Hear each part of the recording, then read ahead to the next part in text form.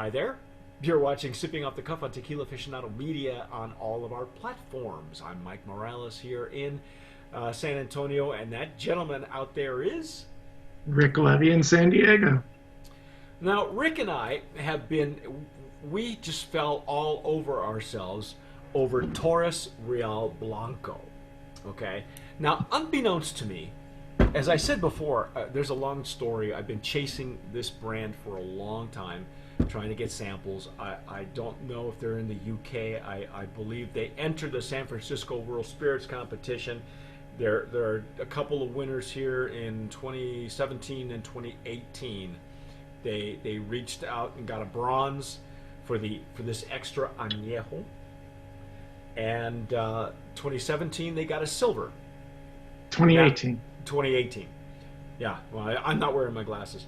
But anyway, so that's where this is at. Now, unbeknownst to me, Rick did not get an Anejo bottle. I did. So while we're waiting for his delivery of an Anejo bottle, I am going to, we are just going to go straight to the extra Anejo and see what this is all about. We've broken the seals on our extras, our XAs. Just before recording. I have recording. not opened this bottle before. They have been hermetically sealed by hermetics. And I'm going to use my Glencairn for this one. How does it smell? I like the glass stopper. Yeah, glass stopper. It's it's artificial cork, synthetic cork. Do we know anything about this extra Anejo? We didn't. Oh, we don't. We just know where it's from. You know, it's made at Campania Hacienda Tequila Hacienda La Capilla. La Capilla. 1479. 1479. Lots of really neat brands come out of there. We Tototlan de Morelos. We had Alaire came out of that particular distillery that Rick and I had done a few tastings ago. Titanium and Question is another one that comes out of there. A lot of really neat brands come from that distillery. The owner, got a beautiful color. Yeah, it is gorgeous, isn't it? The owner of the brand is Paola Basiles. I hope I'm pronouncing that correctly. I'm probably mangling her name. She is a female brand owner. She is currently submitting her answers to our questions for the Women in Tequila series. So I can't wait to hear her version. She's very, very patriotic, very loves what tequila stands for, that is Mexico's gift to the world. And her name, she is, according to the information that we have, she is involved in every step of the process of Torus Real, or Torus Real, Royal Bowl, and we loved her Blanco. So it was decadent. Yes. What did you call it? It was. I think Did I use the word decadent? You did, yeah. We had some really interesting names off camera when the mic was cold. I don't know. Mike sounded pretty hot to me. Yeah, well. Oh my goodness! Now. So I don't have any information on the number of months or anything. Yeah, we know. Well, in order to be an extra añejo, it's got to be over 3 years and over. Right. Now. So for the tasting notes, it says dark amber, robust body with hints of wood, caramel, nuts, currants, and cinnamon. Right. I didn't even look to see if they had a website. I was hoping that they would send us more information. What we got mainly was information on Paola, that she is a maestra tequilera involved in every aspect and every step of the way. Her signature appears on the bottle, as well as the signature of the artisan who developed the bottle, Federico Landa, and Now, what I got on the nose just now on the pass, just on the first pass, I got, there were dried fruits. I even got a little bit of tobacco. Just a hint. Right. Yeah, it's barrel notes. I'm not, we had a really beautiful fruity nose on the Blanco. And so, it's not to be expected that a lot of that would be lost in the barrel, Yeah, especially for an extra añejo. the color's gorgeous. I gotta say, It really is. this is a beautiful, very attractive look and color. Nice legs and tears, just Rich. beautifully done. Very attractive to the eye. And so, do we know if these are used American oak or French oak? Or... I don't know anything. I let me bear with me. I'm gonna while we're doing this, I'm gonna check. I know that they're listed on, and we should have been doing this a little bit earlier, but like I said, this is why it's called sipping off the cuff. We do know that the distillery uses autoclaves. They do their fermentation in stainless steel vats. They use a roller shredder mill. What else? They do have copper pot stills there. And that also would probably be why it lends itself, why the Blanco lended itself to such a lovely flavor profile and structure.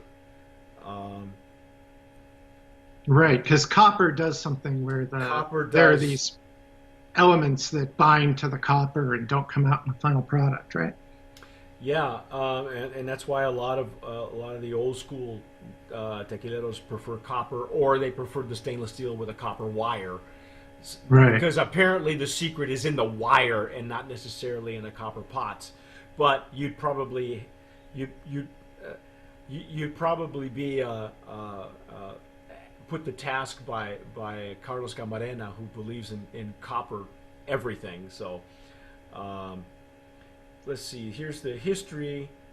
San Francisco World Spirits Competition regulations. The website doesn't give anything.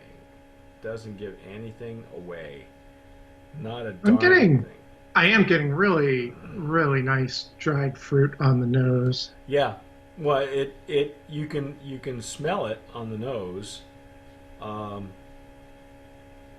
There's even let's take a dive. Yeah, you may as well, because I'm not getting any information from the website. It is mobile friendly, but there's nothing there. Oh. Are you okay? Did you hurt yourself? On my initial intake, I was like, wow, that would really pair incredibly with a nice cigar.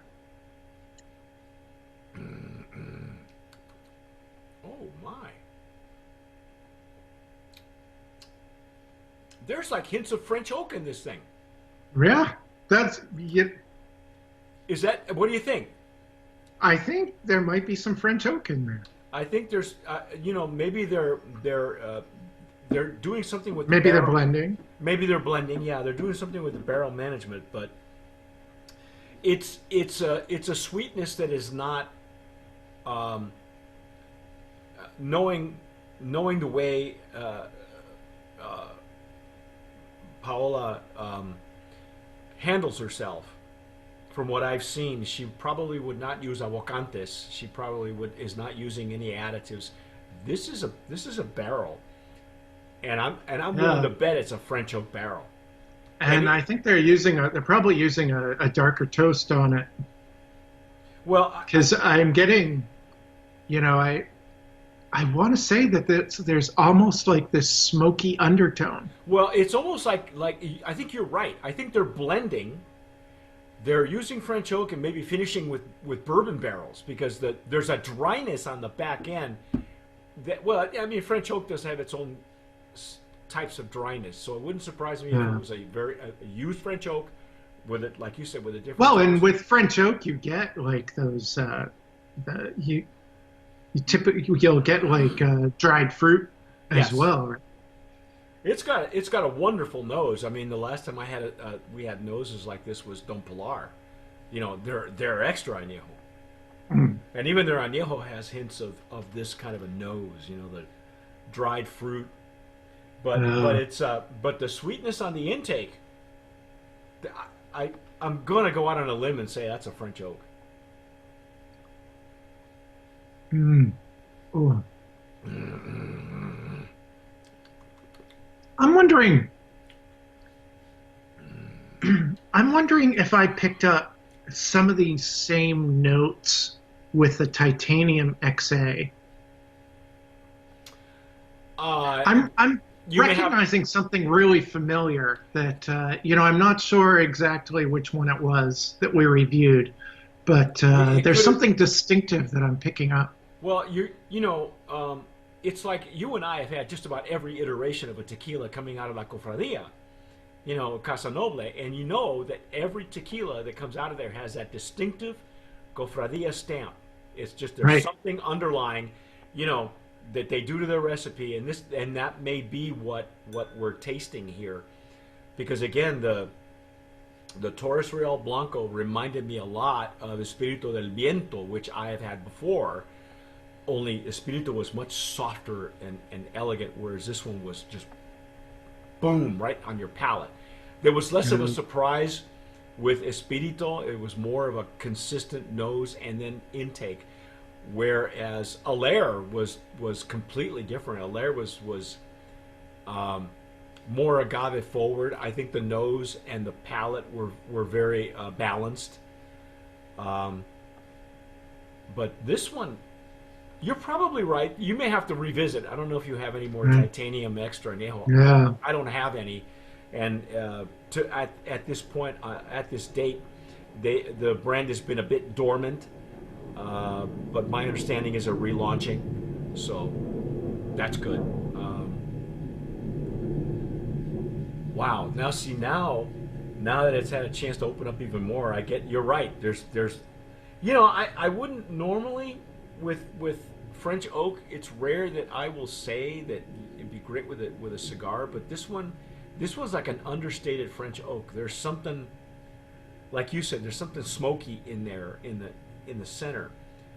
So it wouldn't. It's more like it reacts more like a bourbon to me. Like a bourbon Yeah. finish. It's like I'm not a cigar drinker, but I'm kind of craving one to go A with this. cigar drinker. A cigar drinker, a cigar smoker. I'm I'm not not a a tequila smoker. smoker either, but Yeah. Yeah, I agree. I think something, and not even a mild, not even something in a Connecticut wrapper, something a little bit bolder, because this is a bold tequila for. It's got a lot of flavor to it. Yeah.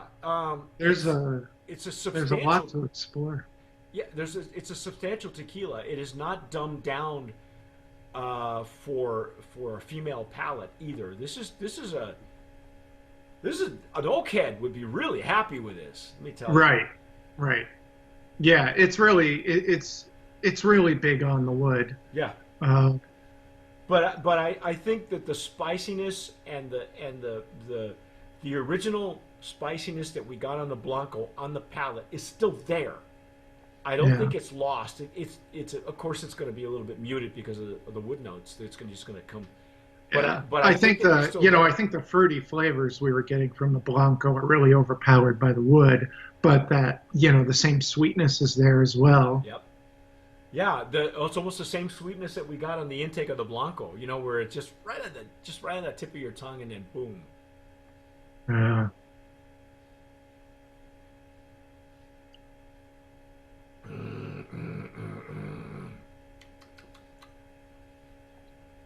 This is delightful, man. Yeah, I feel like maybe I'm getting like some toffee on the palate as well. Yeah, yeah, exactly. That's exactly what it is. Yeah. And it's not often you can actually pick out toffee Yeah. Right. Because So sometimes you so you lump it could in pair with this. caramel. You could pair this with some, chocolate covered toffee, or you could pair Truffles, it with some dates or truffles, truffles, or a cigar. or a cigar. Yeah, this is almost like it's a unisex extra añejo. You know what I'm talking about, right? Sometimes, Well, I'm just thinking back to with the Blanco, we were talking about, the aroma is a tease, and then on yeah, the palate, whoof, all the clothes come all off. the clothes come And then you're off. calling this unisex, and the clothes come off, and you're like, what the hell? Well, what I'm saying is that Well, obviously Torus I Real. don't think it's appropriate to apply gender to these, because we know a number of women who have incredible palates Yes, we and who do. can who I'm can living with you one know right now. So, but no, it's there. You and I have had tequilas that come out of a female-owned distillery that are super sweet. They're just over the top sweet. yeah, and I know exactly the one you're talking Yeah, I know. about. And this one here is completely reined in. It's balanced. It's the notes, the herbal notes that we got originally from the Blanco are still there. Obviously, they're muted because you've got this is an extra añejo, and Yeah. and Yeah, this isn't a brand that's trying to create candy. no, not at all. She knows her stuff. She's creating a profile. It's balanced. There's a lot going on. Yep. Yeah, I wish that we got more information. There is a video here that I'm not going to play on the website. It is I believe it's still Mexico only. So we are very happy and very proud to have had the opportunity to get these. They moved heaven and earth to get these tequilas to us. And there's Getting more. some butterscotch now too. Well, it's again once in a while. When it comes to whiskey barrels, we pull out. We throw all the toffee and all the candies and stuff. We lump it all in and say it's caramel or honey because that's what we normally get from a whiskey barrel. But you're able to pull out the toffee and to be able to specify those notes and to pick those Right. out. That's a lot of work, man. There's some kind of brujeria going on in that barrel room, because this is really delightful. It is probably, I can say for sure your oakhead friends will be happy with it. Your female friends who are turned off, or maybe they're what's the word I'm looking for? They're timid about going the extra añejo route. Will be very happy with this. I think this is a really good, balanced, middle of the road for both sides. And even if you're experimenting, maybe if you just like bourbons and whiskeys and you want something with a little bit more bite to it, you could lean in this direction. I can't. Hey, you know what? Brand of Promise nominee. Right. Here in the extra añejo category. Don't put this on ice. Don't chill it, because you want to be able to pick out all those flavors, Yeah. and chilling it will kill it.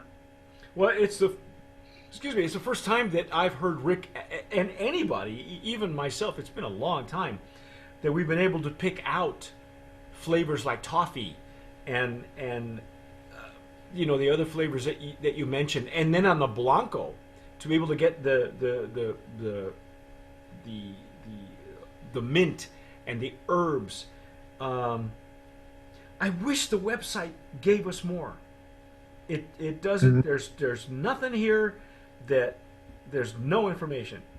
So Yeah, it is really different that I'm able to specifically pull out toffee and butterscotch without also including caramel, caramel. because I don't get caramel. No, I don't either, and I don't get honey either. Right. But I do get the distinctive notes of a French oak.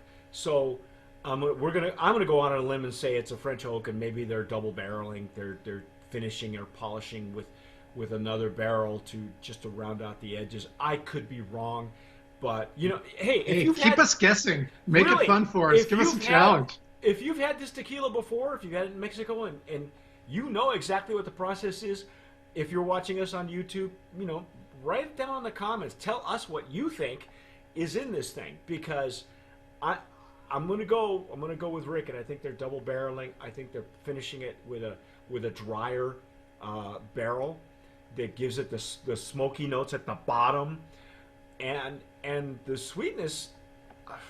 I'm a big fan.